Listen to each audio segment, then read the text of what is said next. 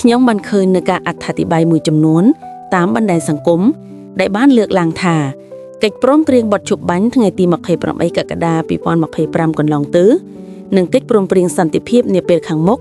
គឺជាថ្នូរនឹងការធ្វើឲ្យកម្ពុជាបាត់ដីខ្ញុំសូមបញ្ជាក់ជូនបងប្អូនជនរួមជាតិដោយសង្ខេបថាកិច្ចព្រមព្រៀងបទជប់បាញ់ថ្ងៃទី28កក្កដា2025គឺនិយាយអំពីលក្ខខណ្ឌនិងក្រមប្រតិបត្តិនានាដើម្បីបញ្ជាកុំឲ្យមានការបាញ់គ្នាឡើងវិញកិច្ចព្រមព្រៀងសន្តិភាពដែលគ្រោងធ្វើនៅពេលខាងមុខគឺនិយាយអំពីការរៀបចំលក្ខខណ្ឌនិងក្រមប្រតិបត្តិនានាសម្រាប់បង្កើតនិងធានានូវបរិយាកាសអំណោយផលដើម្បីឈានទៅការបញ្ចប់ជម្លោះនិងស្ដារឡើងវិញនូវទំនាក់ទំនងរវាងប្រទេសនិងប្រទេស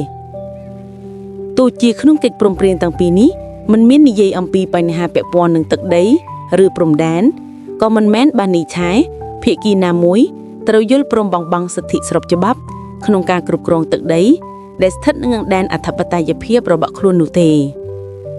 ការងារខណ្ឌសីមានិងបោះបង្គោលព្រំដែនគោកគឺស្ថិតនៅក្រោមសមត្ថកិច្ចរបស់គណៈកម្មាធិការព្រំដែនចម្រុះកម្ពុជាថៃ JBC ហើយដែលត្រូវដោះស្រាយដោយសន្តិវិធីស្របតាមសន្ធិសញ្ញាអនុសញ្ញានិងកិច្ចព្រមព្រៀងដែលបានស្រាប់រវាងប្រទេសទាំងពីរកម្ពុជានិងថៃសរុបដោយខ្លីខ្ញុំសូមបញ្ជាក់ជូនបងប្អូនជនរួមជាតិថា 1. កម្ពុជាមិនបានឯកភាពលើកិច្ចព្រមព្រៀងណាមួយដែលរាប់ទាំងកិច្ចព្រមព្រៀងបទជប់បាញ់ថ្ងៃទី28កក្កដា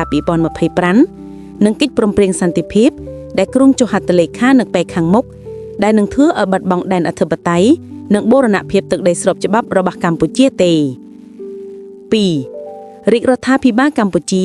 ក៏មិនដែលបានភ្លេចឬបោះបង់កាតព្វកិច្ចនិងសិទ្ធិស្របច្បាប់របស់ខ្លួនក្នុងការការពារដែនអធិបតេយ្យភាពនិងបូរណភាពទឹកដីកម្ពុជាដែរ